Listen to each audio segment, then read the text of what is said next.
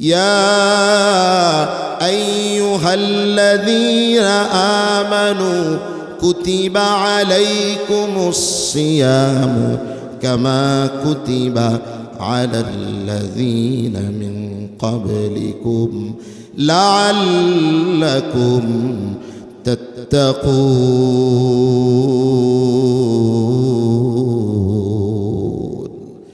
আল্লাহ রাব্বুল আলামিন বললেন, তোমাদের উপরে রমাদানের রোজাকে ফরজ করা হয়েছে, সিয়াম ফরজ করা হয়েছে, যেমন তোমাদের পূর্ববর্তীদের উপরেও রোজা ফরজ করা হয়েছিল। বলে কারণ কি? কারণ হলো, উদ্দেশ্য হলো এই রমাদানের সিয়াম সাধনার মাধ্যমে যাতে করে তোমরা তাকওয়ার গুণে গুণান্বিত হয়ে যাও। সুবহানাল্লাহ পড়েন, সুবহানাল্লাহ। রমাদানে বান্দা রোজা রাখে একমাত্র কার জন্য? বলেন না কার জন্য? বললে অন্য আমলেও তো তাকওয়া অর্জন হয়। আল্লাহ তাআলা রমাদানকে কেন বিশেষ করে বললেন সিয়াম দ্বারা তাকওয়া অর্জন হয়? তার কারণ হলো, অন্য আমলের মধ্যে বান্দার কিছু না কিছু লৌকিকতা আসার সম্ভাবনা আছে। দান করবে, সেখানেও লৌকিকতা মনের অজান্তে কখনো কখনো চলে আসে। আবার নামাজ পড়বে, কখনো কখনো এমন হয় আল্লাহর জন্যই নামাজ পড়ে, এরপরেও নামাজটাকে মানুষকে দেখলে একটু সুন্দর করে পড়তে চায়, বান্দাকে খুশি করার উদ্দেশ্য চলে আসতে পারে। কিন্তু রোজাটা হইল এমন একটা ইবাদত, বান্দা রোজার সময় না খেয়ে থাকে, যৌন চাহিদা থেকে বিরত থাকে একমাত্র কার জন্যে? আল্লাহর জন্যই একমাত্র বান্দা রোজা রাখে। কারণ বান্দা যখন ঘরের ভেতরে দরজা লাগায় একা থাকে, ফ্রিজের মধ্যে ফল আছে, আপেল আছে, কমলা আছে, খেজুর আছে, কিন্তু বান্দা একটা খেজুরের টুকরাও মুখে দেয় না, একমাত্র কার জন্যে? আরো জোরে বলেন কার জন্যে? এই জন্যে আল্লাহর নবী বলেন, কুল্লু আমাল ইবনি আদামা ইউযাফুল হাসানাতু বিআশরি আমসালিহা ইলা 700 দিআফিন। বান্দার প্রত্যেকটা আমল তার জন্যে, তার আমলগুলো 10 থেকে 700 গুণ পর্যন্ত বাড়ানো হয়। ইল্লা সাওম, আল্লাহ বলেন কিন্তু রোজাটা হইল ভিন্ন। আল্লাহু আকবার বলেন। আল্লাহ তাআলা, আল্লাহর নবী বললেন প্রত্যেক আমলের সওয়াব 10 থেকে কত গুণ পর্যন্ত বাড়ানো হয়? 700 গুণ পর্যন্ত বাড়ানো হয়। তবে রোজাটা আলাদা। তার মানে রোজার সওয়াব কত বেশি এটা কেউ জানে না। রোজার সওয়াবের কথা একমাত্র যিনি জানেন তিনি কে? আল্লাহ তাআলাই ভালো জানেন। আল্লাহ বলেন, ফা ইন্নাহু লি, রোজাটা বান্দা আমার জন্য রাখে, এই জন্যে ওয়া আনা আজজি বিহি, এই রোজার প্রতিদান বান্দাকে আমি একমাত্র প্রদান করব। সুবহানাল্লাহ। রোজার প্রতিদান আল্লাহই দিবেন। আল্লাহ বান্দাকে কি প্রতিদান দিবেন এটা একমাত্র কে জানেন? আল্লাহ জানেন। এটার কোনো সংখ্যা আল্লাহ বলেন নাই, কোনো সীমা আল্লাহ বলেন নাই। আমার মুসলমান আল্লাহর গোলাম, কিন্তু সামনে রমাদান আসতেছে, অনেক কপাল পোড়া এখন থেকে নিয়ত কইরা রাখছে রোজা সবগুলা রাখতে পারবো না, 10টা রাখবো। কি বলেন, আছে না নাই? অনেকে আবার এমন আছে নিয়ত করে রাখছে রোজা কেমনে রাখবো, শরীর ভালো না, এই ঝামেলা সেই ঝামেলা, বিভিন্ন প্রকারের ঝামেলার কথা চিন্তা করে এখন থেকে নিয়ত করে রাখছে রোজা রাখবে না। কিয়ামতের ময়দানে আল্লাহ তাআলা জান্নাতের যে 8টা দরজা আছে, দরজাগুলোর মধ্যে একটা দরজার নাম হলো রয়্যান।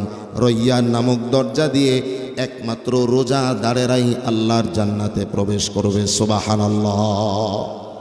এই যে রোজা আসতেছে, এই রোজার দ্বারা আরেকটা জিনিস যেটা অর্জিত হয় এটা হলো সবর। কি অর্জিত হয় বলেন?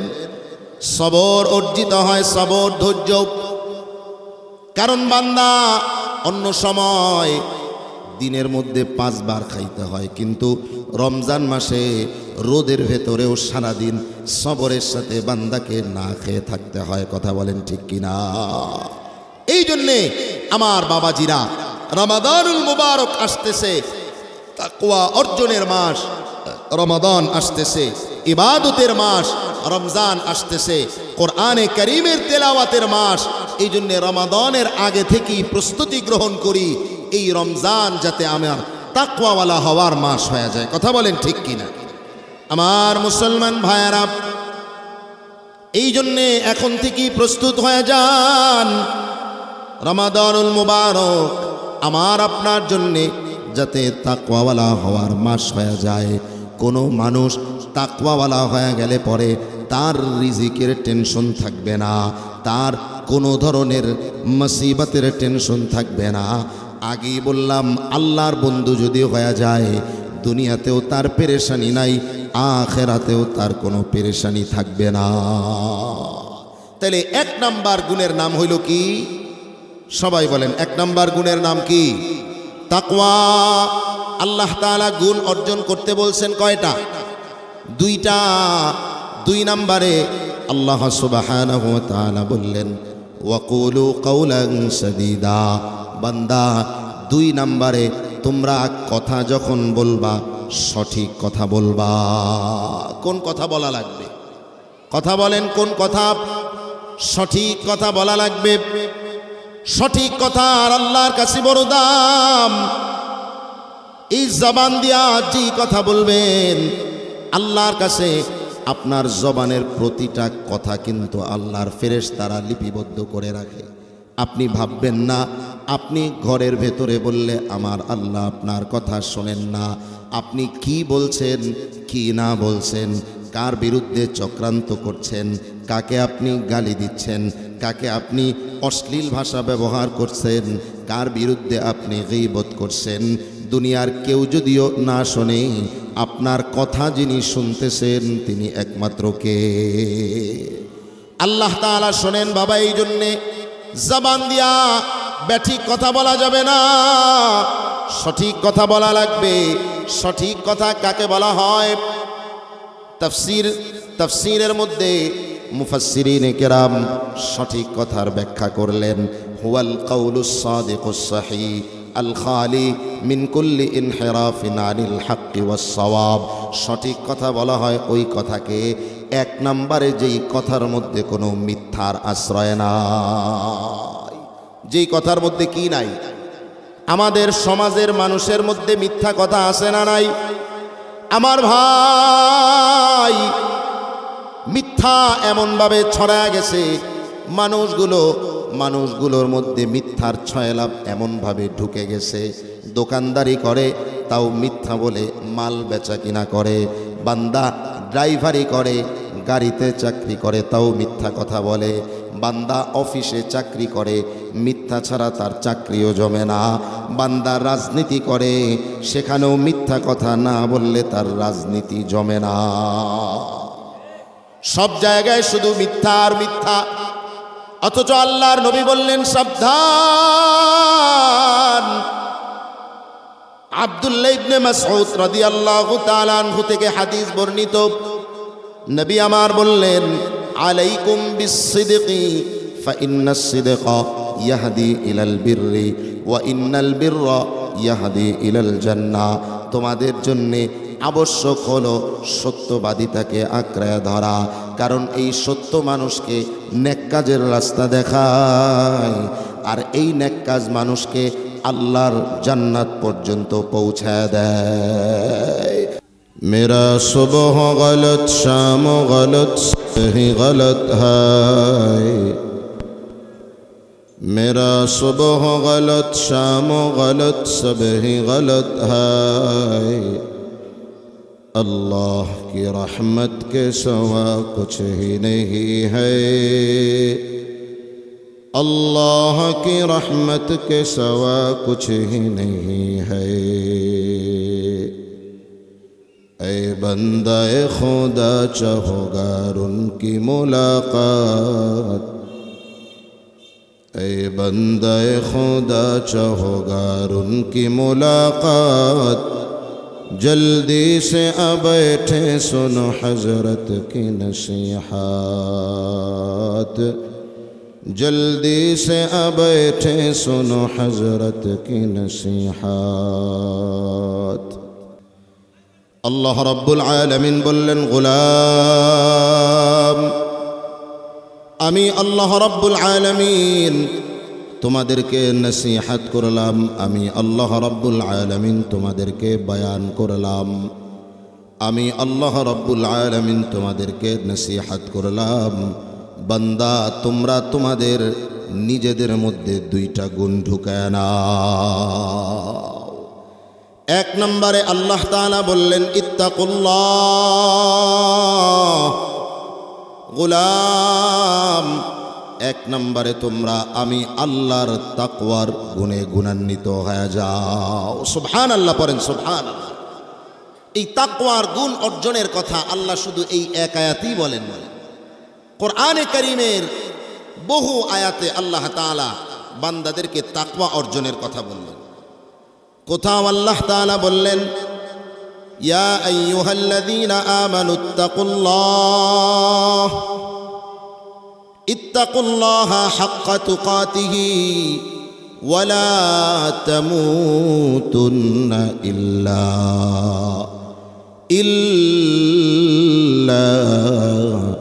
ওয়া আনতুম মুসলিমুন।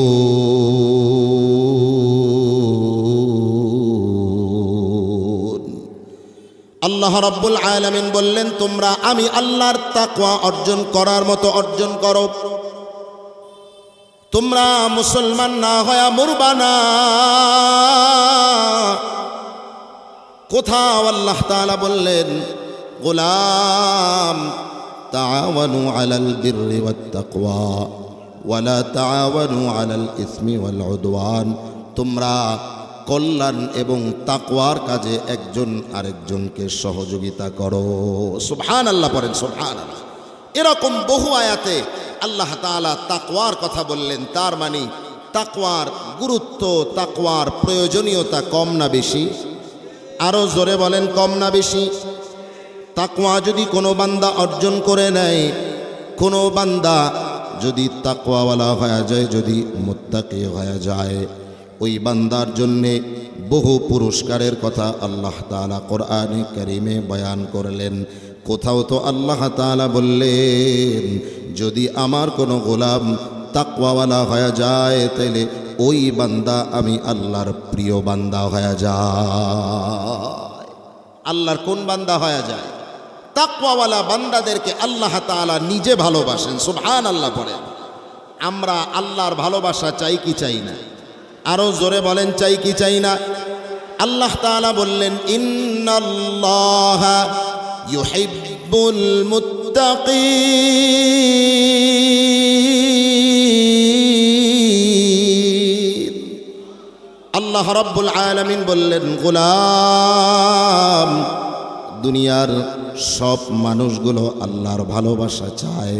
কারণ কেউ যদি আল্লাহর মুহাব্বতের বান্দা হয়ে যায়, কেউ যদি আল্লাহর প্রিয় বান্দা হয়ে যায়, ওই বান্দার যেমন দুনিয়াতেও কোনো ভয় নাই, আখিরাতে কিয়ামতের ময়দানেও কোনো চিন্তা নাই। সুবহানাল্লাহ পড়েন, সুবহানাল্লাহ। আল্লাহর বন্ধু হইতে পারলে দুনিয়াতে কোনো টেনশন আছে? নেতার ভয় আছে নাকি? কোনো পাওয়ারওয়ালার ভয় আছে নাকি? আল্লাহর প্রিয়, আল্লাহর বন্ধু যদি কেউ হয়ে যেতে পারে, তাইলে দুনিয়াতেও যেমন টেনশন নাই, আখিরাতেও কোনো টেনশন নাই। যারা দুনিয়াতে মুত্তাকি বান্দা হয়ে গেছে, যারা দুনিয়াতে আল্লাহর প্রিয় বান্দা হয়ে গেছে, ওই বান্দাগুলো দুনিয়াতেও যেমন সফল হয়ে গেছে, আখিরাতেও ওই বান্দাগুলো চিরতরে সফল কাম হয়ে যাবে। এই জন্য আল্লাহ বললেন, বান্দা, গোলাম, আমি আল্লাহর তাকওয়ার গুণে গুণান্বিত হও। তাকওয়া কাকে বলা হয়? তাকওয়ার অর্থটা কি? তাকওয়ার পরিচয় কি? তাকওয়ার সংজ্ঞাটা কি? তাকওয়ার সংজ্ঞা তো ওলামায়ে কেরাম এক একজন এক একভাবে করেছেন। তাকওয়ার সহজ বাংলা যদি বলি, তাকওয়া মানে হলো আল্লাহর ভয়। তাকওয়া মানে কার ভয়? আরো জোরে বলেন, তাকওয়া মানে কার ভয়? তাকওয়া মানে হলো আমার আল্লাহর ভয়। এই তাকওয়া কোনো বান্দার অন্তরের মধ্যে যদি তাকওয়ার গুণ ঢুকে যায়, কোনো বান্দার দিলটা যদি তাকওয়াওয়ালা দিল হয়ে যায়, তাইলে ওই বান্দা গুনার কাছেও যেতে পারে না, ওই বান্দা নেকির কাজটা ছাড়তে পারে না। সুবহানাল্লাহ পড়েন, সুবহানাল্লাহ। তাকওয়াওয়ালা যখন কোনো আল্লাহর গোলাম হয়ে যায়, আল্লাহর প্রিয় বান্দা যেমন হয়ে যায়, এই তাকওয়ার পরিচয়, তাকওয়ার সাধারণ বাংলা হলো আল্লাহর ভয়। আর তাকওয়ার পরিচয় ওলামায়ে কেরাম দিয়েছেন, তাকওয়াওয়ালা যখন কেউ হবে, ওই বান্দাকে এই তাকওয়ার গুণটা গুনাহ থেকে বাঁচায়া দিবে। সুবহানাল্লাহ পড়েন, সুবহানাল্লাহ। ওই বান্দাকে নেকের কাজ ধরায়া দিবে। তাকওয়াওয়ালা কোনো বান্দা আজান হলে পরে দোকান খুলে দোকানদারি করতে পারবে না, বান্দার দিলের মধ্যে আল্লাহর ভয়। তাকওয়াওয়ালা কোনো বান্দা হারামের কাছেও যেতে পারবে না, কারণ অন্তরের মধ্যে আল্লাহর ভয়। তাকওয়াওয়ালা কোনো বান্দা টেবিলের নিচ দিয়া হইলেও ঘুষের টাকা নিতে পারবে না, কারণ দুনিয়ার কেউ যদিও না দেখে, একজন কিন্তু তাকায় আছেন, তিনি কে?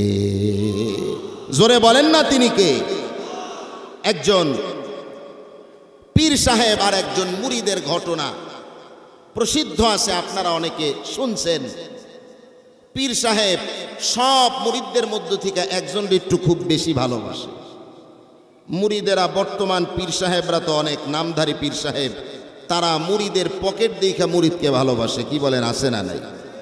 কিন্তু ওই পীর সাহেব মুরিদের পকেট দেখে ভালোবাসে না। মুরিদ গোলার ভেতরে যেই মুরিদ টাকা পয়সাও বেশি নাই, খুব সাধারণ সাদা সিধা গরিব মানুষ, খুব সাধারণ একজন মানুষ, তাকে পীর সাহেব অন্যান্য মুরিদের চাইতে একটু বেশি ভালোবাসে। কি বলেন?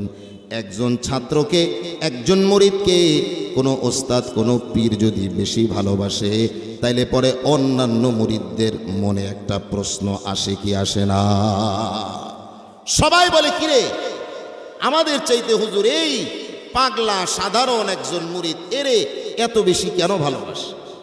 এর চাইতে তো টাকা পয়সা আমাদের কম নাই, এর চাইতে তো সম্পদ আমাদের কম নাই, আমাদের চাইতে দেখতে বড় ভালো, বিষয়টা তো এমন নয়, আমাদের চাইতে টাকাও কম, একেবারে সাধারণ একজন মানুষ, কিন্তু তারপরেও এই মুরিদকে পীর সাহেব কেন বেশি ভালোবাসে? কারণটাকে একটু পীর সাহেবের কাছে জানতে চাই।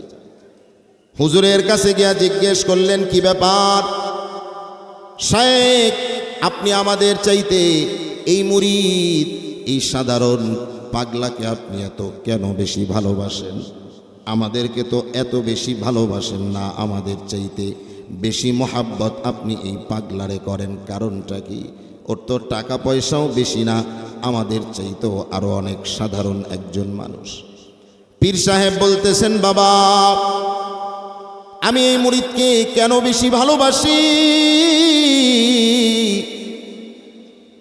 তোমাদেরকে আমি বলতে চাই না, একদিন তোমাদেরকে বাস্তবে আমি দেখা দিতে চাই, একদিন আমি তোমাদেরকে নিজের থেকে দেখা দিব কেন আমি এই মুরিদটাকে কেন বেশি ভালোবাসি। ঠিক আছে, একদিনের ঘটনা, শায়েখ সব মুরিদদেরকে ডাক দিলেন, ডাক দিয়া বললেন, আমার মুরিদের দল নাও নাও, প্রত্যেকের কাছে একটা করে মোরগ দিলেন আর একটা করে ছুরি দিলেন, সবাইকে বলে দিলেন, বাবা এই মোরগ আর ছুরি নিয়ে তোমরা এই ছুরি দিয়া মোরগটারে জবাই করে আনবা, তবে বাবা শোনো, মোরগগুলারে নিয়া প্রত্যেকে এমন জায়গায় জব করবা যাতে করে জবেহ করার বিষয়টা দুনিয়ার কেউ যাতে না দেখে, কেউ যাতে না দেখে, এমন জায়গায় নিয়ে জবে করবা, সাবধান, কেউ দেখলে কিন্তু আমার নির্দেশ পালন হবে না। ঠিক আছে, সবাই মোরগ আর ছুরি নিয়ে চলে গেছে। এবার ওই যে সাধারণ মুরিদ যেটাকে শায়েখ বেশি ভালোবাসে, ওই মুরিদটাও ছুরি আর মোরগ নিয়ে চলে গেছে, শায়েখের দরবার থেকে অর্ডার নিয়ে চলে গেছে, কেউ তো জঙ্গলের ভেতর চলে গেছে কেউ যাতে না দেখে মোরগ জবে করার জন্যে, কেউ তো ঘরের ভেতরে দরজা জানালা আটকায়া এরপরে মোরগটারে জবে করতে নিয়ে গেছে। কেউ তো পাহাড়ের চূড়ায় চলে গেছে, আবার কেউ 2 পাহাড়ের মাঝখানে গুহায় চলে গেছে। এক একজন এক এক জায়গায় গিয়া মোরগ জবে করছে। এরপর যখন আসার সময় হয়েছে, সবাই হুজুরের কাছে এক একজন মোরগ জবে করে করে হুজুরের কাছে নিয়ে আসছে। হুজুর বললেন, বাবা তুমি কোথায় গিয়া মোরগ জবে করছো? বলে, কেউ যাতে না দেখে আমি ঘরের ভেতর দরজা জানালা আটকায়া দিয়া এরপরে মোরগ জবে করলাম। তুমি বাবা কোথায় জবে করেছো? আমি পাহাড়ের চূড়ায় চলে গেলাম, দুনিয়ার কেউ যাতে না দেখে এমন জায়গায় গিয়া জবে করলাম। আরেকজন বললেন, আমি একেবারে জঙ্গলের ভেতরে গিয়া জবে করলাম, কেউ যাতে না দেখে। সবার কারগুজারি, সবার জবেহের হিস্টোরি শুনাইতেছে। শুনাইতে শুনাইতে এমন সময় তাকায়া দেখতেছে, ওই যে যেই বান্দা যেই মুরিদটাকে শায়েখ বেশি ভালোবাসে, ওই মুরিদটা আস্তা জিন্দা মোরগ আর ছুরি নিয়া দরবারের ভিতরে ঢুকতেছে। সবাই মোরগ জব করে আনছে, কিন্তু সে কি করে নাই? মোরগ জবাই করে নাই, জেতা মোরগ নিয়া দরবারে ঢুকছে। সবাই আশ্চর্য হয়ে গেলেন, কি ব্যাপার বাবা? সবাই মোরগ জবে করে আনলো, আমি অর্ডার করলাম সবাই যাতে মোরগ জবে করে এরপরে নিয়ে আসে, তুমি দেখি জবই করলা না। জিন্দা তোমার কাছে দিলাম, আবার এই জিন্দা মোরগটারই আমার কাছে ছুরি সহ নিয়ে আসলা, কারণটা কি বাবা? এবার ওই মুরিদটা শায়েখকে ডাক দিয়া বলতেছে, ও শায়েখ, আপনি তো নির্দেশ দিয়েছেন মোরগটা এমন জায়গায় গিয়া জবাই করব কেউ যাতে না দেখে। আমি তো মোরগ নিয়া ঘরের ভেতরে ঢুকলাম, দরজা জানালা সব বন্ধ করে দিলাম, মোরগটাকে জবাই করার জন্য রেডি হইলাম। আমি দেখলাম কেউ যদিও না দেখে, কিন্তু মোরগের গলায় ছুরি লাগাবো লাগা অবস্থা। এমন সময় আমার মনের মধ্যে চিন্তা আসলো, কেউ যদিও না দেখে, একজন তো আমার দিকে তাকায় আছেন, তিনি কে? আমি পাহাড়ের গুহায় চলে গেলাম, ওখানে গিয়াও দেখলাম দুনিয়ার কেউ যদিও না দেখে, আমার আল্লাহ আমার দিকে তাকায় আছে। আপনি তো বলছেন কেউ যাতে না দেখে, আমি সেখানেও জবে করতে পারি নাই। আমি জঙ্গলের মধ্যে গেলাম, কেউ যদিও না দেখে, আমি ভাবলাম একজন আমার দিকে তাকায় আছেন, তিনি আমার আল্লাহ। এবার শায়েখ বাকি মুরিদগুলারে দেখে বললেন, ও বাবা, কেন আমি আমার এই পাগলা মুরিদকে বেশি ভালোবাসি তোমরা কি এবার বুঝতে পারলা? বলেন আল্লাহু আকবার। এটার নাম হচ্ছে তাকওয়া, এটার নাম হচ্ছে কার ভয়? আরো জোরে বলেন, কার ভয়? কোনো বান্দার দিলে যদি আল্লাহর ভয় ঢুকে যায়, ওই বান্দা যত বড় অফিসার হয়ে যাক, বান্দা টেবিলের নিচ দিয়া ঘুষ নিতে পারবে না। ওই বান্দা আল্লাহর ভয় যদি অন্তরে ঢুকে যায়, বান্দা সুদের ব্যবসা করতে পারবে। কথা বলেন, পারবে? বান্দা মানুষকে দুধের সাথে পানি মিশায় দুধ বিক্রি করতে পারবে না। ওই বান্দা যদি রাষ্ট্রের শাসক হয়ে যায়, রাষ্ট্রপ্রধানও যদি হয়ে যায়, ওই বান্দার দিলের মধ্যে যদি আল্লাহর ভয় ঢুকে যায়, ওই বান্দা জনগণের টাকা পকেটে ঢুকাবে তো দূরের কথা, নিজের পকেটের টাকা দিয়া জনগণের খাদেম হয়ে যাবে। কথা বলেন ঠিক কিনা? এই জন্যই তো রাসূল বলেন, সাইয়্যিদুল কওমি খাদিমুহুম। কওমের নেতা যারা, কওমের সর্দার যারা, তারা হইল জনগণের সেবক। আল্লাহু আকবার বলেন, আল্লাহু আকবার। নেতারে সেবক, এটা তো আমরা কল্পনাও করতে পারি না। খাদেম, খাদেম কাকে বলে? যে আমার খেদমত করে তারে কি বলা হয়? আমার খাদেম বলা হবে। আপনার যে খেদমত করবে তাকে আপনার খাদেম বলা হবে। আল্লাহর নবী বললেন, রাষ্ট্রের প্রধান, কওমের প্রধান যিনি হবেন, কওমের নেতা যিনি হবেন, তিনি কওমের খাদেম হয়ে যাবেন। যখন ওই খাদেমগুলোর মধ্যে, রাষ্ট্রপ্রধানের মধ্যে যখন আল্লাহর ভয় আর তাকওয়ার গুণ ঢুকে যাবে, আসলেই ওই বান্দাগুলো জনগণের শোষক না হয়ে জনগণের সত্যিকারের সেবকে পরিণত হয়ে যাবে। সুবহানাল্লাহ পড়েন, সুবহানাল্লাহ। আমাদের যুগে যেমন শাসক আছে, নবীর যুগে বা নবীর যুগের পরেও শাসক ছিলেন কি ছিলেন না? হযরত ওমর খলিফাতুল মুসলিমিন, অর্ধজাহানের খলিফা, কিন্তু রাতের বেলায় তার ঘুম নাই। রাতের বেলায় রাস্তায় রাস্তায় ঘুরে অন্তরের মধ্যে আল্লাহর ভয়, না জানি আমার কোন জনগণটা, আমার দেশের কোনো একজন গরিব মানুষ না জানি না খায় রাতের বেলাটা কাটায় দেয়, না জানি আমার দেশের কোনো একজন মা সন্তানগুলোকে অনাহারে রেখে রাতের বেলা ঘুমায়। আমাদের যুগের অবস্থাটা তো এমন, বহু খবর আমরা এমন দেখতে পাই। এমনও মা বাংলাদেশের মধ্যে, এমনও মায়ের সংবাদ আমরা শুনেছি। ঠাকুরগাঁওয়ের এক মায়ের খবর শুনলাম, শিল্পী নামের একজন মা নিজের মুদি দোকানের বাকি টানতে পারে না, নিজের বাড়ি ভাড়া দিতে পারে না, এই জন্যে নিজের পেটের সন্তানটাকে 30,000 টাকায় বিক্রি করে দিছে। কয় টাকায় বিক্রি করছে? এমনও খবর বাংলাদেশের উঠছে, 6,000 টাকায় একজন বাবা, একজন মা নিজের সন্তানটাকে বিক্রি করে দিছে। কেন বিক্রি করছে? হাসপাতালের মধ্যে বিল হয়ে গেছে। যখন প্রেগনেন্সি হয়েছে, ডেলিভারি হয়েছে, ডেলিভারির পরে বাচ্চাকে আর মাকে বাড়িতে নিয়ে আসবে বাচ্চার বাবা, কিন্তু বাবার পকেটের মধ্যে টাকা নাই, মায়ের কাছেও তো টাকা নাই। কিভাবে বাচ্চাকে আর বাচ্চার মাকে বাড়ি নিয়ে আসবে? ডাক্তার বলে দিছে, হাসপাতালের থেকে বলে দিছে, টাকা পরিশোধ করা না হইলে বাচ্চাও দেয়া হবে না, বাচ্চার মাকেও রিলিজ করার কোনো সুযোগ নাই। এবার বাবা কি করবে? অথর্ব অসহায় বাবা, তিনি চিন্তা করলেন, আমি তো আমার রাষ্ট্রপ্রধানের কাছে গিয়া সহযোগিতা চাইতে পারবো না, আমার রাষ্ট্রপ্রধান তো আর ওমরের মতো নয়, আমি কি করব? চিন্তায় পড়ে গেলেন, টেনশনে পড়ে গেলেন।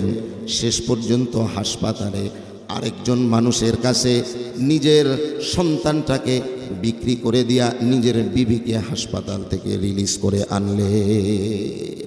এগুলো আমাদের বাংলাদেশের ঘটনা। অথচ খলিফাতুল মুসলিমিন, আমিরুল মুমিনিন, তিনি রাতের বেলায় রাস্তায় ঘুরতেছেন খবর নেয়ার জন্যে আমার কোনো একজন প্রজা না খেয়ে অনাহারে রাত্রি যাপন করলো কিনা। তিনি তো বলতেন, আমার দেশের একটা ছাগলও যদি না খেয়ে রাত্রি যাপন করে, এর জন্যেও আল্লাহর কাছে আমার জবাব দেয়া লাগবে। আল্লাহু আকবার পড়েন। আল্লাহ।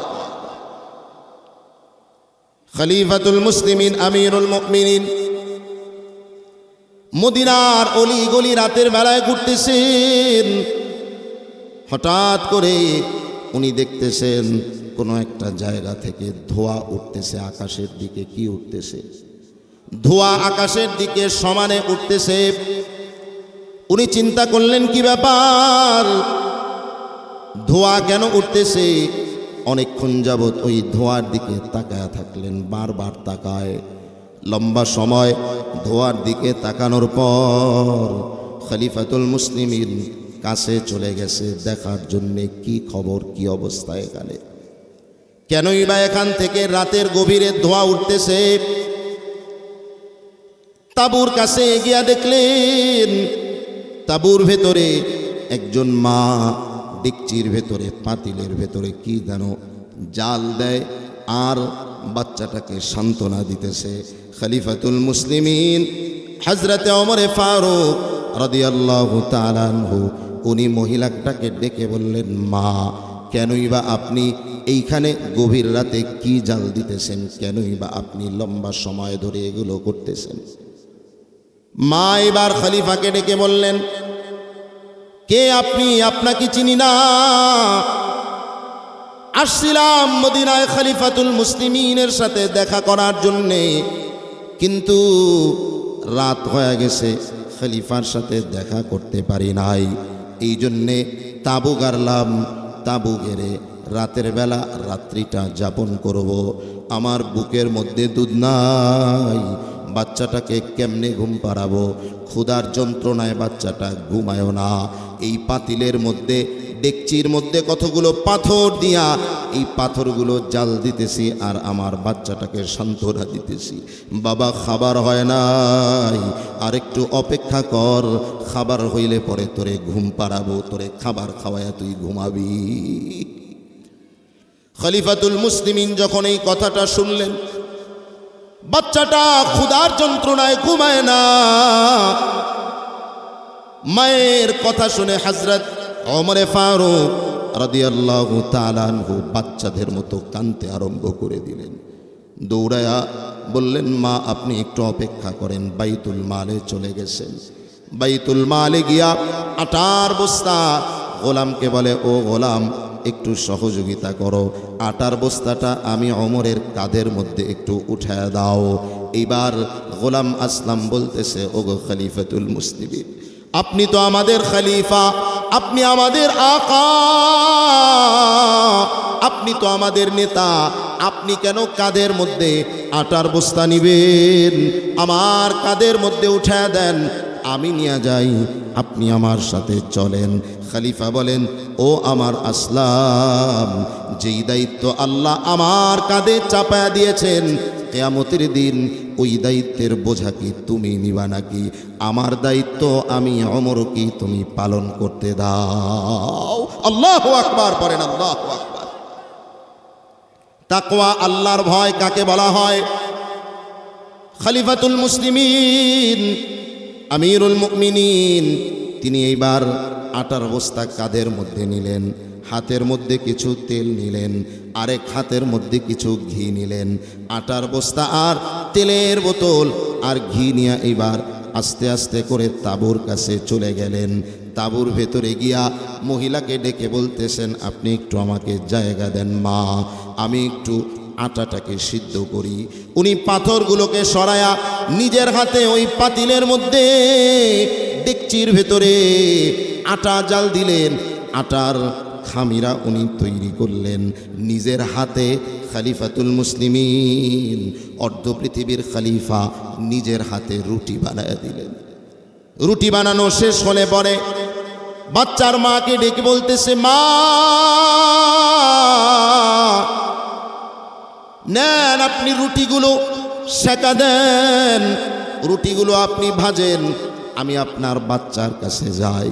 খলিফাতুল মুসলিমিন বাচ্চার কাছে চলে গেলেন। যেই খলিফা, যেই ওমরকে দেখলে শয়তানও রাস্তা ছেড়ে দেয়, শয়তানও ভয় পেয়ে যায়, এই খলিফাতুল মুসলিমিন বাচ্চার সাথে গিয়া, দাদারা নাতিরা বড় মানুষ বাচ্চাকে যেমন নিজে গোড়া হইয়া বাচ্চাকে নিয়ে খেলা করে কি করে না, খলিফাতুল মুসলিমিন নিজে ঘোড়া হয়ে গেলেন। এবার বাচ্চাকে কাঁধের মধ্যে নিয়ে বাচ্চাকে নিয়ে খেলা করে আর বলে, এরে ওমর, বাচ্চাটাকে তুমি যতটুকু কাঁদাইছো আবার অতটুকু তোমার হাসানো লাগবে। আল্লাহু আকবার বলেন, আল্লাহু আকবার। যতটুকু বাচ্চাকে তুমি কাঁদাইছো অতটুকু হাসানো লাগবে। বাচ্চার সাথে খেলা করে আর বলে, একটু হাসো বাবা। বাচ্চাটাকে আনন্দ দেয়। মা রুটি বানায়, ওই রুটি নিয়া বাচ্চাকে খাওয়ায়া খলিফা মহিলার কাছে বলে, মা আমি হইলাম অথর্ব খলিফাতুল মুসলিমিন ওমর, আপনি অন্তত আল্লাহর কাছে আমার বিরুদ্ধে কিয়ামতের ময়দানে কোনো নালিশ করবেন না। আল্লাহু আকবার পড়েন, আল্লাহু আকবার। এটার নাম হলো আল্লাহর ভয়। আল্লাহ বলেন, ওয়া আম্মা মান খাফা মাকামা রাব্বিহি ওয়া নাহান নাফসা আনিল হাওয়া ফাইন্নাল জান্নাতা হিয়াল মাওয়া। আল্লাহ বলেন, যার অন্তরে রবের সামনে দাঁড়ানোর ভয় যার অন্তরে থাকবে, ওই বান্দার জায়গা হলো আমি আল্লাহর জান্নাত। সুবহানাল্লাহ পড়েন, সুবহানাল্লাহ। এই জন্যে তাকওয়াওয়ালা যদি কেউ হয়ে যায়, ওই বান্দার জায়গা হলো আল্লাহর জান্নাত। কথা বলেন ঠিক কিনা? তাকওয়া আমাদের অর্জন করার দরকার আছে না নাই? তাকওয়া কেমনে অর্জন করব? তাকওয়া অর্জনের অন্য পদ্ধতিও তো আল্লাহ তাআলা বলেছেন। তবে তাকওয়া অর্জনের অন্যতম একটা পদ্ধতি হলো সামনে আসা রমাদানুল মুবারক। সুবহানাল্লাহ পড়েন, সুবহানাল্লাহ। আমাদের মাসে, আমাদের সামনে যেই মাস আসতেছে ওই মাসের নাম কি? কথা বলে না, কোন মাস? ওই মাসে আমাদের কি আমল করতে হয়? রমাদানের সিয়াম পালন করতে হয়, রোজা রাখতে হয়। আল্লাহর নির্দেশ, আল্লাহ তাআলা কোরআনে কারীমের মধ্যে বললেন, সুবহানাল্লাহ পড়েন, সুবহানাল্লাহ। পক্ষান্তরে মিথ্যা মানুষকে পাপের রাস্তা দেখায়, আর এই পাপ মানুষকে আল্লাহর জাহান্নাম পর্যন্ত নিয়ে যায়। নাউজুবিল্লাহ বলেন, নাউজুবিল্লাহ। এক মিথ্যা মানুষকে আরেক মিথ্যা বলায়, এক মিথ্যা মানুষকে আরো 10টা মিথ্যার দিকে আগায় দেয়। কথার কথা, আপনি ঢাকা থেকে মানিকগঞ্জ আসতেছেন, আপনাকে জিজ্ঞেস করা হলো, ভাই আপনি কোথায় আছেন? আপনি একটু তাড়াহুড়া দেখানোর জন্যে, সান্ত্বনা দেওয়ার জন্যে আপনি আসেন হইল গাবতলী। আপনি একটু আগে বললেন আমি হেমায়েতপুর চলে আসছি। কোথায় চলে আসছি? হেমায়েতপুর চলে আসছি। আবার কিছুক্ষণ পর 15 মিনিট পর আপনাকে আবার ফোন দিয়েছে, ভাই আপনি কোথায় আছেন? এইবার আপনি আসছেন হইল হেমায়েতপুর, কিন্তু যে আপনারে ফোন দিছে তারে এইবার কি বলা লাগবে? এখন হেমায়েতপুর বলতে পারবেন? এখন বলা লাগবে হুজুর এই তো সিংগাইরের দিকে ঢুকছি। আমার মুসলমান ভাই, এইভাবে এক মিথ্যা আপনাকে আরো 10টা মিথ্যা বলাবে। এই জন্যে সাবধান, মিথ্যা কথা বলা যাবে না। সামনে রোজা আসতেছে, রোজা রাইখা তো মিথ্যা কথা বলা যায়। একজন রোজাও রাখে আবার মিথ্যা কথাও বলে, আসেনি এইরকম লোক? রোজাও রাখে আবার অশ্লীল ভাষায় মুখে কথাও বলে, রোজাও রাখে আবার মানুষের গীবত করে বেড়ায়। আল্লাহর নবীর হাদিস পড়েছি, নবী আমার বলেন, মাল্লাম ইয়াদা কাওলাজ জুর ওয়াল আমালা বিহি ওয়াল জাহালা ফালাইসা লিল্লাহি হাজাতুন ফি আইয়াদা তাআমাহু ওয়া শারাবাহু। আল্লাহর নবী বলেন, যেই ব্যক্তি মিথ্যা কথা ছাড়তে পারে নাই, যেই ব্যক্তি অসৎ কাজগুলো ছাড়তে পারে নাই, রোজা রাইখাও ব্যবসায় মিথ্যা কথা বলে, রোজা রাইখা গাড়ি চালায় অসৎ কাজ করে, রোজা রাইখা এরপরে অশ্লীল কথা জবান দিয়া বলে, গীবতের কথা জবান দিয়া বলে, আল্লাহর নবী বলেন ওই ব্যক্তির না খায়া থাকার কোনো প্রয়োজন আমার আল্লাহর কাছে নাই। কথা বুঝছেন? কথা বুঝছেন? বুখারী মুসলিমের হাদিস, সহি হাদিসের কথা আপনাদেরকে বললাম, অশুদ্ধ কোনো হাদিস নয়। নবী বললেন, যেই ব্যক্তি রোজা রাইখা মিথ্যা ছাড়ল না, অসৎ কাজ ছাড়ল না, অন্যায় পাপাচার অশ্লীলতাকে ছাড়তে পারল না, ওই ব্যক্তির পান করা আর আপনার না খেয়ে থাকার কোনো প্রয়োজন আমার আল্লাহর কাছে। কারণ ওই ব্যক্তি জবানের গুনাহ ছাড়তে পারে নাই, পাপাচার অশ্লীলতা ছাড়তে পারে নাই, ওই ব্যক্তির না খেয়ে থাকার কোনো দাম আমার আল্লাহর কাছে নাই। এই জন্যে বাবা, আল্লাহর নবী হাদিসের মধ্যে বলেন, আসিয়ামু জুন্নাতুন, রোজাটা হইল ঢাল স্বরূপ। রোজাটা কি স্বরূপ? কথা বলেন। রোজাটা হইল ঢাল। কিসের ঢাল? মুহাদ্দিসিন বলেন রোজা হইল জাহান্নামের ঢাল। আমার ভাইয়ারা, যুদ্ধের ময়দানে ঢাল ব্যবহার করলে যেমন অন্যের আঘাত থেকে, গুলি থেকে, ছুরির আঘাত থেকে বাঁচা যায়, রোজাটা হইল জাহান্নামের ঢাল স্বরূপ। রোজার মাধ্যমে আল্লাহ তাআলা বান্দাকে আল্লাহর জাহান্নাম থেকে বাঁচায় দিবে। সুবহানাল্লাহ। কিন্তু রোজাটাকে তো ঢাল বানাইতে হবে। এই রোজাটাকে যদি আপনি ছিঁড়ে ফেলেন, আল্লাহর নবী অন্য হাদিসে বললেন, আসিয়ামু জুন্নাতুন মা লাম তাখরুক, রোজাটা ঢাল হইল ততক্ষণ পর্যন্ত যতক্ষণ এই রোজাটা ফেটে না যায়, এই রোজাটা ছিঁড়ে না যায়। কথা বলেন ঠিক কিনা? কিসের মাধ্যমে রোজা ফেটে যায়? কিসের মাধ্যমে? বলে রোজা মিথ্যার মাধ্যমে, অশ্লীল কথার মাধ্যমে, অশ্লীলতার মাধ্যমে, অসৎ কাজ আর পাপাচারের মাধ্যমে রোজাটা ফেটে যায় আর ছিঁড়ে যায়। এই রোজা আপনাকে জাহান্নাম থেকে বাঁচাতে পারবে না। এই জন্যে রোজাটাকে যদি ঢাল বানাতে হয় তাইলে গুনাহমুক্ত রোজা রাখার দরকার আছে না? না। তাইলে বাবা 1 নম্বরে রোজাটাকে মিথ্যা থেকে বাঁচান। সাবধান, মিথ্যা কথা বলা যাবে না। যত বড় মুসিবত, যত বড় বিপদ হোক, জীবনে যা কথা বলবেন আজকে থেকে নিয়ত করেন, জীবনে যা বলবো সত্য বলবো, জিন্দেগিতে কোনোদিন মিথ্যা কথা বলবো না। এই নিয়ত কারা কারা করতে পারেন আল্লাহকে দেখান দেখি। নারায়ে তাকবীর, আরো আওয়াজ করা লাগবে, নারায়ে তাকবীর। আমার ভাইয়েরা, আমাদের আকাবির যারা ছিলেন, আমাদের বুজুর্গ যারা ছিলেন, আকাবিরে দেওবন্দ, ওলামায়ে কেরাম, বুজুর্গানে দিন যারা ছিলেন, তারা তো নিজের জীবনের পরোয়া করেন নাই। তারা তো এমন ছিলেন, সুস্পষ্ট পরাজয়ে জেনেছেন, আমি যদি সত্য কথা বলে দেই, আমি যদি সত্যের গান গাই, আমি যদি এইখানে সত্য বলি, তাইলে পরে আমি পরাজয় বরণ করব। এমন বিষয় জানার পরেও জবান দিয়া মিথ্যা কথা একবারের জন্যেও বলে না। এমনও বুজুর্গ।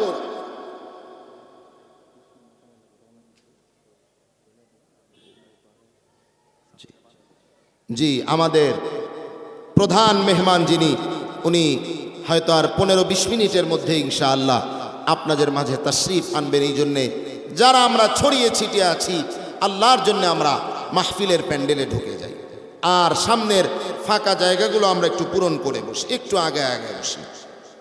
জি, মসজিদের ভেতরেও জায়গা আছে, সামনে কিছু কিছু ফাঁকা জায়গা আছে, পেছনেও জায়গা আছে। আমরা ইনশাআল্লাহ, যদিও দেখা যাচ্ছে মাঠ ভরে গেছে, এরপরেও এখানে আরো অনেক মানুষ বসতে পারবে।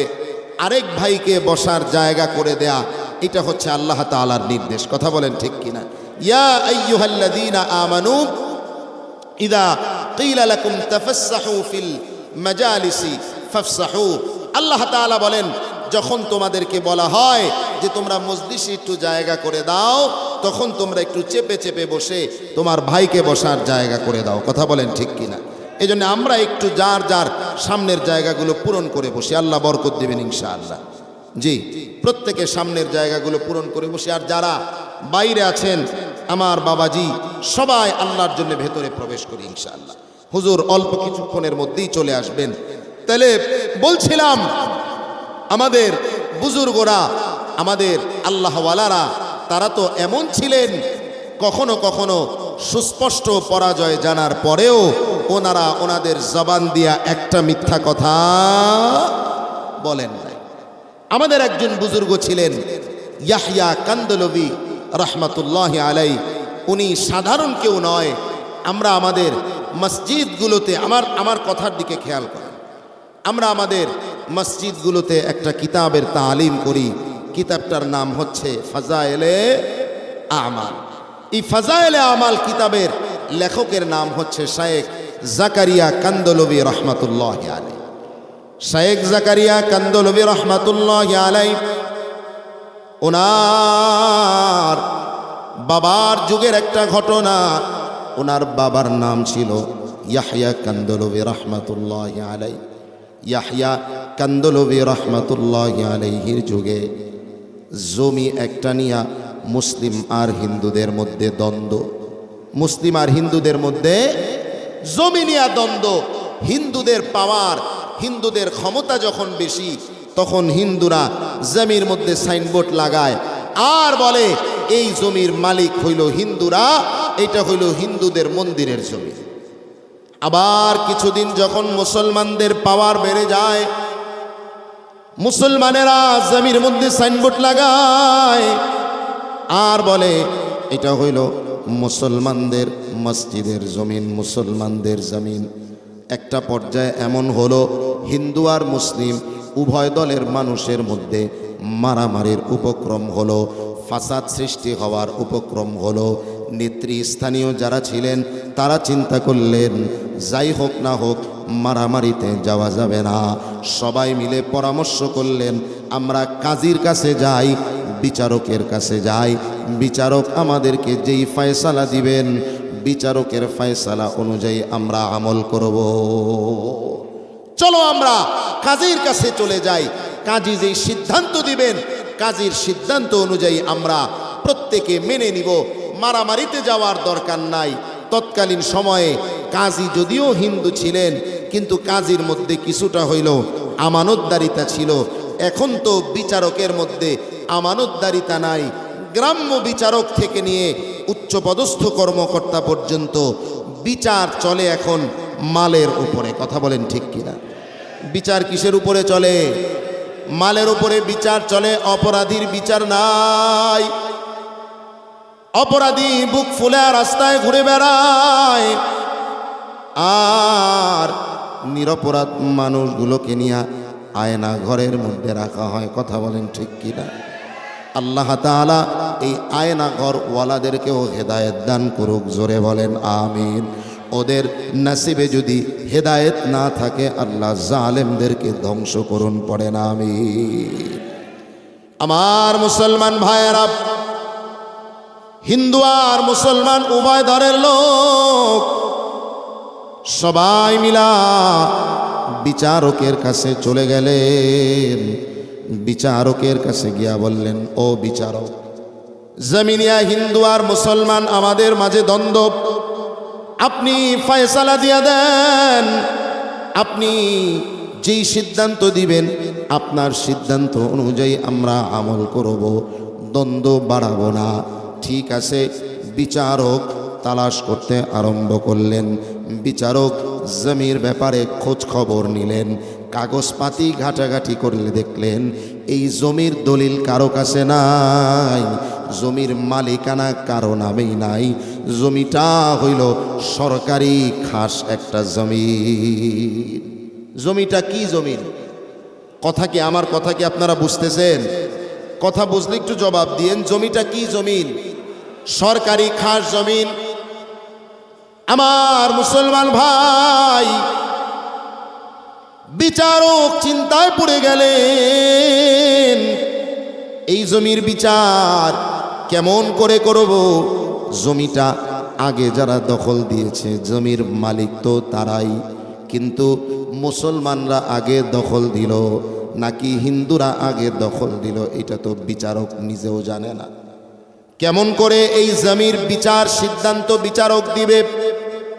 আমার মুসলমান ভাই, বিচারক চিন্তা করে বুদ্ধি বের করলেন, ঠিক আছে যাও যাও, তোমরা তোমাদের এলাকায় চলে যাও। এলাকার মধ্যে সবচাইতে প্রবীণ মানুষ যিনি, এলাকার মধ্যে সবচাইতে বুড়া মানুষ যিনি, এলাকার মধ্যে সবচাইতে বৃদ্ধ মানুষ যিনি, ওই লোকটাকে তালাশ করে বের করো। ওই লোকটাকে আমি সাক্ষীদাতার কাঠগড়ায় দাঁড় করাবো। ওই বুড়া মানুষ, সবচাইতে বৃদ্ধ মানুষ, উনি যাদের পক্ষে সাক্ষী দিবেন জমিটা আমি তাদের পক্ষেই লিখে দিয়ে দিব। তিনি যদি বলেন মুসলমানরা আগে দখল দিছে তাইলে জমি মুসলমানদের। প্রবীণ লোক তিনি যদি বলেন জমিটা আগে হিন্দুরা দখল দিছে তাইলে জমিটা কাদের? হিন্দুদের। ঠিক আছে, কথা অনুযায়ী কাজ করা হলো। সবাই এলাকার মধ্যে তালাশ লাগায়া দিলেন। সবার আগে জমিটা কারা দখল করেছে এই সাক্ষী খোঁজার জন্যে সবচেয়েতে প্রবীণ মানুষ, সবচেয়েতে বুড়া মানুষ খুঁজতে আরম্ভ করে দিলেন। তালাশ করতে করতে খোঁজ লাগায়া শেষ পর্যন্ত দেখলেন ওই এলাকার মধ্যে, গোটা কান্দালা এলাকায় তৎকালীন সময়ে শায়েখ জাকারিয়া রহমাতুল্লাহি আলাইহির বাবা ইয়াহইয়া কান্দলভি রহমাতুল্লাহি আলাইহির চাইতে বুড়া মানুষ, বৃদ্ধ মানুষ গোটা কান্দালার জমিনে দ্বিতীয় আর কেউ নাই।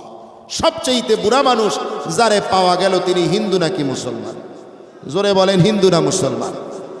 মুসলমানদের মুখে হাসি ফুটে গেল, আনন্দের কোনো শেষ নাই, কারণ কোনো চিন্তা নাই, কোনো টেনশন নাই।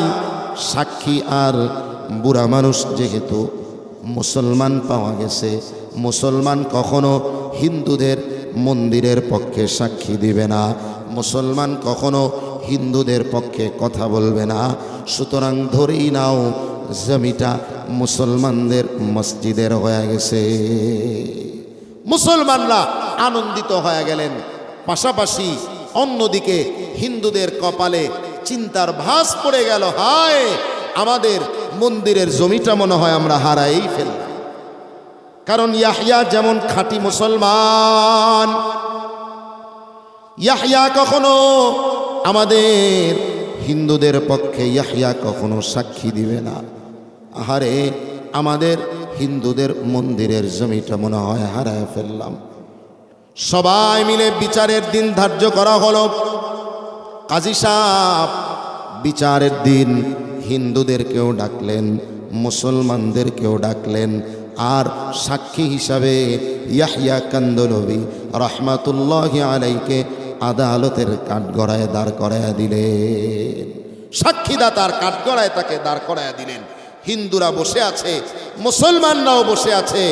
ইয়াহইয়া কান্দলভি রহমাতুল্লাহি আলাইকে বিচারক কাজী সাহেব জিজ্ঞেস করতেছে, ও ইয়াহইয়া কান্দলভি, আপনার কাছে জানতে চাই, আপনি একজন মুসলমান মানুষ, কিন্তু আপনি সাক্ষীদাতার কাঠগড়ায় দাঁড়িয়েছেন, সাবধান, যা বলবেন সত্য বলবেন, সত্য ছাড়া কোনো মিথ্যা কথা, সাবধান, পক্ষপাতী হয়ে কথা বলবেন না, সাবধান, মিথ্যা কথা বলবেন না, যা বলবেন সত্য কথা বলবেন, সত্য ছাড়া মিথ্যা কথা একটাও বলবেন না। আপনার কাছে জানতে চাই, বলেন দেখি, এই জমিটা আগে যারা দখল দিয়েছে তারা কি হিন্দুরা নাকি মুসলমানেরা? ইয়াহইয়া কান্দলভি রহমাতুল্লাহি আলাই এবার বিচারক কাজী সাহেবকে ডাক দেয়া বললেন, ও কাজী সাহেব, আপনি জানেন আমি কোন নবীর উম্মত, আপনি জানেন আমি কোন পয়গম্বরের উম্মত।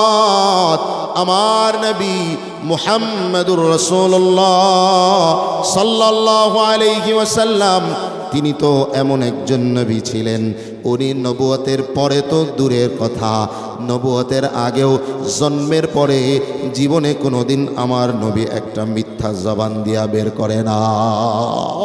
সুবহানাল্লাহ পড়েন, সুবহানাল্লাহ। আমার নবী তো নবুয়তের আগেই আল আমিন উপাধি পেয়েছেন। নবীকে আল আমিন উপাধি কোনো মুসলমান দেয় নাই।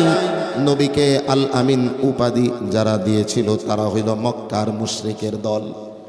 আল্লাহর নবী সাল্লাল্লাহু আলাইহি ওয়াসাল্লাম নবুয়তের প্রথম দিকে মক্কার মুশরিক, মক্কার নেতৃস্থানীয় যারা নবীর আত্মীয় স্বজন সহ সবাইকে পাহাড়ের উপরে উঠে ডাক দিলেন, ও মক্কার নেতা, মক্কার সবাইকে আল্লাহর নবী ডাক দিলেন। সবাই পাহাড়ের সামনে জমা হয়ে গেল। আল্লাহর নবী দ্বীনের দাওয়াত, ঈমানের দাওয়াত দেওয়ার আগে নবী তাদের কাছ থেকে স্বীকৃতি নিতে চাইলেন। নবী বললেন, আপনাদের কাছে একটা কথা জানতে চাই, বলেন দেখি, আমি যদি আপনাদেরকে সংবাদ দেই, আমি যদি আপনাদেরকে বলি আমার পেছনে এই পাহাড়ের পেছন থেকে একদল মানুষ আসতেছে আপনাকে, তোমাদেরকে আক্রমণ করার জন্যে, আপনাদেরকে আক্রমণ করে তারা ধ্বংস করে ফেলবে, বলেন তো দেখি আমার সংবাদ আপনারা বিশ্বাস করবেন নাকি করবেন না? আমি যদি বলি পাহাড়ের পেছন থেকে একদল শত্রু বাহিনী আসতেছে আপনাদেরকে ধ্বংস করার জন্যে, সাবধান হন, সতর্ক হন, আমার কথা কি আপনারা বিশ্বাস করবেন? মক্কার মুশরিকের দল নেতৃস্থানীয় যারা ছিল সবাই এক বাক্যে বলল, মুহাম্মদ সাল্লাল্লাহু আলাইহি ওয়াসাল্লাম মা জাররাবনা আলাইকা ইল্লা সিদকা, তুমি তো এমন মানুষ, তোমার এই জবান দিয়া আমরা জীবনে কোনোদিন মিথ্যা কথা বলতে শুনি নাই। আল্লাহু আকবার পড়েন। তুমি তো জিন্দেগিতে কোনোদিন সত্য ছাড়া মিথ্যা কথা বলো নাই মুহাম্মদ। এই জন্যে তোমার কথা বিশ্বাস না করার কোনো কারণ নাই। আমার নবীকে কাফের মুশরিক বেঈমানের দল আমার নবীকে সত্যবাদী উপাধি দিল, কারণ আমার নবী কারো সাথে কোনোদিন হাসানোর জন্যেও মিথ্যা কথা বলে না। আমরা তো হাসানোর জন্য মানুষকে মিথ্যা এমনভাবে বলি, এটাকে আমরা মিথ্যাই মনে করি না। কথা বলেন ঠিক কিনা?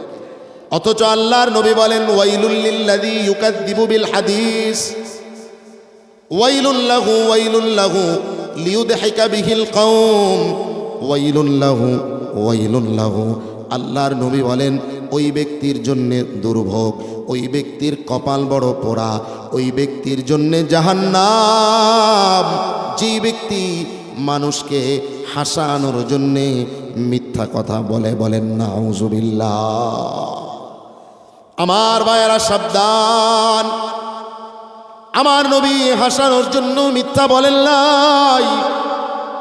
নবী তো মানুষকে হাসিয়েছেন, তাও সত্য কথা বলে। আমার নবীর কাছে আসছেন একজন মহিলা উটনি চাওয়ার জন্যে। কি চাওয়ার জন্যে? নবীর কাছে আসছেন, ও নবী, আমার একটা উটনি যদি আপনি দিতেন আমার বড় উপকার হইতো। কি চাইতে আসছে নবীর কাছে? উটনি চাইতে আসছে। নবী বলতেছে, আমি তোমাকে উটনি দিব না, আমি তোমাকে উটনির একটা বাচ্চা দিব। কি দিব? কি বলেন? বেচারা লাগবে উটনি, উটনির বাচ্চা দিলে কি কাজ হবে? মহিলা বললেন, না, আমার উটনির বাচ্চা দেওয়ার দরকার নাই, আমার উটনি একটা লাগবে, আমার একটা উটনি দেন। আল্লাহর নবী আবারও বললেন, না, আমি তোমাকে একটা উটনির বাচ্চা দিতে চাই। আমার ভাইয়েরা, নবী আমার বললেন, আবার মহিলা বললেন, উটনির বাচ্চা দিয়া কি করব? উটনি লাগবে। একবার, দুইবার, তিনবার মহিলা রাগ হয়ে বাড়ির দিকে যায়। দুধ চাইলাম আমি একটা উটনি, আমারে দিতে চাই কি? উটনির বাচ্চা দিতে চায়। উটনির বাচ্চা দিয়ে আমি কি করব? মহিলা বাড়ির দিকে চলে যায়। আল্লাহর নবী মহিলাটাকে ডাক দেয়া বললেন, ও আমার মা, চিন্তার কোনো কারণ নাই। তুমি কি জানো না, প্রত্যেকটা উটনি তো কোনো না কোনো উটনির বাচ্চাই হয়ে থাকে। সুবহানাল্লাহ বলেন, সুবহানাল্লাহ। কি বলেন? উটনির বাচ্চা ছাড়া কোনো উটনি হয় নাকি? নবী বলেন, প্রত্যেক উটনি তো কোনো না কোনো উটনির বাচ্চা।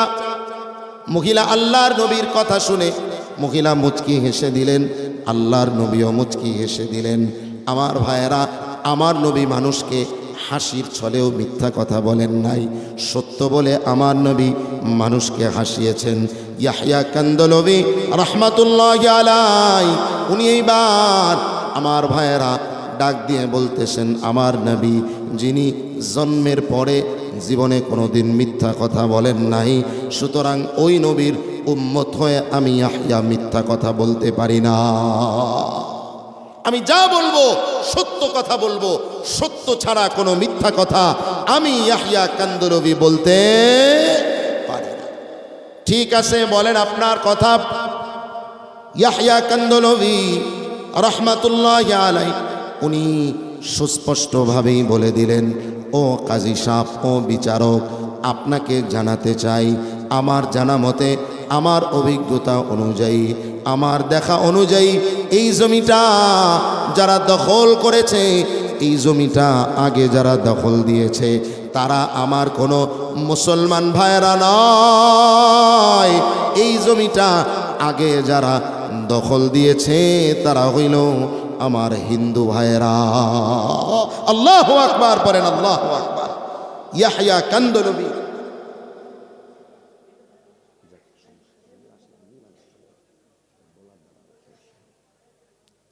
আমার মুসলমান ভাইয়েরা, ইয়াহইয়া কান্দলবী রাহমাতুল্লাহি আলাইহি ভালো করেই জানেন, যদি নাকি আমি বলে দেই জমিটা আগে হিন্দুরা দখল করেছে, তাইলে কাজী সাহেব জমিটা কাদের নামে লিখে দিবে? কথা কয় না? কাদের নামে লিখবে? হিন্দুদের নামে লিখে দিবে। হিন্দুদের বিজয় হয়ে যাবে, ভালো করে উনি জানেন। কিন্তু এরপরেও উনি সত্যটাই বলেছেন। কাজী সাহেব আর দেরি করেন নাই, সাথে সাথে জমিটা হিন্দুদের নামে লিখে দিয়েছে। হিন্দুরা হাসি মুখে আদালত থেকে বের হয়ে যায়। আর আমার ভাইয়েরা, মুসলমানদের কপালের মধ্যে ভাঁজ পড়ে গেছে। মুসলমানেরা মাথা নিচু করে এরপরে আদালত থেকে বের হয়, আর ইয়াহইয়া কান্দলবিকে গালমন্দ করে। এর ইয়াহইয়া কি করলা? আজকে মুসলমান হইয়া মুসলমানের মসজিদের জমিটা হিন্দুদেরকে দিয়ে দিলা। তোমার সাক্ষীতে আজকে আমরা মুসলমানেরা আমাদের জমিটা হারাইলাম। এই কথাগুলো বলতে বলতে ইয়াহইয়া কান্দলবিকে গালমন্দ করতে করতে আমার ভাইয়েরা আদালত থেকে যখন বের হয়ে যায়, আর ইয়াহইয়া কান্দলবি তো কাউকে মুখই দেখাতে পারে না, মুখটাকে নিচু করে, মুখটাকে ছোট করে এরপরে বাড়ির দিকে চলে যায়। কিন্তু যদিও সত্যের পরাজয়, কখনো কখনো দেখা যায় সত্যের পরাজয় হয়েছে, কিন্তু আসলে সত্য যদি কেউ সত্যের পথে থাকে তাহলে সত্যের বিজয় সুনিশ্চিত, এই কথাতে কোনো সন্দেহ নাই। সত্যের জয় নাকি পরাজয়? আরো জোরে বলেন, সত্যের জয় নাকি পরাজয়? কোনো সন্দেহ নাই। সবাই যার যার বাড়ি চলে যায়। ইয়াহইয়া কান্দলবি রহমাতুল্লাহি আলাইহি তিনিও বাড়িতে চলে গেছেন। কিন্তু ইয়াহইয়া কান্দলবি বাড়িতে যাওয়ার পর রাতের বেলা ঘুমায়া গেলেন। গভীর রাতে যখন সবাই ঘুমায় আসে, ইয়াহইয়া কান্দলবি রহমাতুল্লাহি আলাইহি গভীর রাতের বেলা আল্লাহর জন্যে তাহাজ্জুদের নামাজ আদায় করার জন্যে ঘুম থেকে জাগ্রত হয়ে গেছে। রাতের আধারে যারা সিজদাতে রয়, দু চোখের শ্রুতে নদী বয়ে যায়। ছলনার হাত ছানি যতই আসুক, ছলনার হাত ছানি যতই আসুক, পেছনে ফিরেও সে তাকায় না। যাদের হৃদয়ে আছে আল্লাহর ভয়, তারা কভু পথ ভুলে যায় না। আল্লাহর প্রেম ছাড়া এই দুনিয়ায় কারো কাছে কোনো কিছু চায় না। ইয়াহইয়া কান্দলবি রহমাতুল্লাহি আলাইহি সবাই যখন ঘুমায়, গভীর রাত আল্লাহর কুদরতি কদমে সিজদা দেওয়ার জন্যে, তাহাজ্জুদের নামাজ আদায় করার জন্যে ঘুম থেকে জাগ্রত হয়ে গেছে আমার মুসলমান ভাইরা। ইয়াহইয়া কান্দলবি রহমাতুল্লাহি আলাইহি ওযু করার জন্যে বদনানিয়া বাইরে বের হবেন। এমন সময় উনি ওনার দরওয়াজার বাহিরে হাজার হাজার মানুষের পায়ের আওয়াজ শুনতে পায়। উনি শুনতেছেন ওনার দরওয়াজার বাইরে শত শত মানুষের পায়ের আওয়াজ, বাইরে অনেক মানুষ দাঁড়িয়ে আছে। এই আওয়াজ শুনে উনি কিছুটা আতঙ্কিত হলেন, ভয় পেয়ে গেলেন। না জানি মুসলমানেরা আমার উপরে ক্ষিপ্ত হয়ে রাতের বেলায় আসছে আমার বাড়িঘর সব ভাঙচুর করার জন্য। আমার মুসলমান ভাইয়েরা, ইয়াহইয়া কান্দলবি রহমাতুল্লাহি আলাইহি গভীর রাতে উনি বদনানিয়া ওযু করার জন্য বাইরে বের হবেন। ওনার দরওয়াজাটা যখন উনি খুলেছেন, বাইরে তাকায় দেখতেছেন মুসলমান তো একটাও নাই। একটা মুসলমানও ওনার বাড়ির সামনে নাই। ওনার বাড়ির চতুর্দিকে শত শত হিন্দু দিয়া ওনার বাড়ির চতুর্দিকটা ঘেরাও হয়ে আছে। শত শত হিন্দুরা ওনার বাড়ির চতুর্দিকে। উনি আশ্চর্য হয়ে জিজ্ঞেস করলেন, কি ব্যাপার হিন্দু ভাইয়েরা, আপনাদের জমি সাক্ষী দিয়া আপনাদেরকে মালিক বানায় দিলাম, গভীর রাতে, রাতের অন্ধকারে আবার আমার বাড়িতে আপনারা কেন আসলেন? উদ্দেশ্য কি আপনাদের? ইয়াহইয়া কান্দলবি রহমাতুল্লাহি আলাইহিকে হিন্দুরা ডাক দিয়ে বলল, ও হিন্দুরা, ও ইয়াহইয়া কান্দলবি, চিন্তার কোনো কারণ নাই। আমরা তোমার বাড়িতে খারাপ কোনো উদ্দেশ্যে আসি নাই। এর ইয়াহইয়া, যেই ধর্মের মধ্যে থাকলে, যেই নবীর উম্মত হলে পরে জবান এত পাক হয়ে যায়, যেই নবীর উম্মত হলে পরে জবানটা এত পবিত্র হয়ে যায়, আদালতের কাঠগড়ায় দাঁড়ায় একটা মিথ্যা কথা বলা যায় না। আর ওই নবীর উম্মত হওয়া থেকে বাইরে থাকতে চাই না, আর ওই ধর্ম থেকে বাইরে থাকতে চাই না রে ইয়াহইয়া। আর দেরি করবা না, এখনই তোমার হাতে হাত রাইখা আমাদের সবাইকে এই মুহূর্তে ঈমানের কালিমা পড়া মুসলমান বানায়া দাও। এরে ইয়াহইয়া, ওই জায়গার মধ্যে মন্দির তো দূরের কথা, আগামীকালকে তোমার ইমামতিতে যোহরের নামাজ আদায় করে ওই জায়গার মধ্যে মন্দির নয়, ওই জায়গার মধ্যে তোমার ইমামতিতে ওই জায়গায় মসজিদের শুভ উদ্বোধন আমরা করতে চাই। আল্লাহু আকবার বলেন, আল্লাহু আকবার। এই জন্যে আমার ভাইয়েরা, যদিও দেখা যায় সত্য বললে পরে কখনো কখনো আমাদের সামনে বিপদ দৃশ্যমান হয়, কিন্তু আল্লাহর কসম, যদি নাকি আপনি সত্যবাদী হয়ে যান, আপনি যদি সদা সর্বদা সত্যের উপরে অটল আর অবিচল হয়ে যান, আপনাকে বিজয় যিনি দান করবেন তিনি কে? আরো জোরে বলেন, তিনি কে? আমার মুসলমান ভাই, এই জন্যে আজকে থেকে ওয়াদা করবেন, জিন্দিগিতে কোনোদিন মিথ্যা কথা বলবেন না। কারা কারা এই নিয়ত করতে পারেন দুহাত উঁচু করে আল্লাহকে দেখা দেন। নারায়ে তাকবীর। আরো জোরে বলা লাগবে, লিল্লাহে তাকবীর। আল্লাহর নাম শুনলে পরে খারাপ লাগে, তাহলে আল্লাহর নাম বললে মনে হয় খারাপ লাগে। আল্লাহু আকবার মানে কি? হাত নামান। আল্লাহু আকবার মানে কি বলেন দেখি? আল্লাহ বড়, এটা শুধু আল্লাহু আকবারু মিন কুল্লি শাইইন। আল্লাহু আকবার মানে হচ্ছে আমার আল্লাহ সবার চাইতে বড়। আল্লাহু আকবার বলেন, আমার আল্লাহ সবার চাইতে বড় কি বড় না? আরো জোরে বলেন, সন্দেহ আছে? আমার আল্লাহ আমার রব, আর ওই রবই আমার। গজল আছে না একটা, বলেন না, বলেন না আপনারা? আল্লাহ আমার রব, ওই রবি আমার সব। আল্লাহু আকবার বলেন, আল্লাহ আমার রব, ওই রবি আমার সব। দমে দমে তনু মনে তারি অনুভব। আল্লাহ আমার রব, ওই রবি আমার সব। বলতে ইচ্ছা করে না আপনাদের? কথা কয় না। বললে কি বোম টোম মারবে কেউ? আল্লাহর নাম বললে কি বোম মারবে? আগে তো আবার আল্লাহু আকবার বললেও ভয় ছিল আক্রমণের, এখন নাই তো। এখন কি আর সেই বাংলাদেশ আছে? আগামীর বাংলাদেশ ইসলামের বাংলাদেশ। কথা বলেন ঠিক কিনা? ইসলামের পক্ষে থাকতে রাজি আছেন তো সবাই ইনশাআল্লাহ? কারা কারা রাজি আছেন দুহাত উঁচু করে দেখান। আল্লাহ কবুল করুক, পড়ে না আমিন। তাহলে বলেন সবাই, আল্লাহ আমার রব, ওই রবি আমার সব। দমে দমে তনু মনে তারি অনুভব। তোমার দুনিয়াতে আমি যেদিকে তাকাই, অথই নিয়ামতে ডুবে আছি সবাই।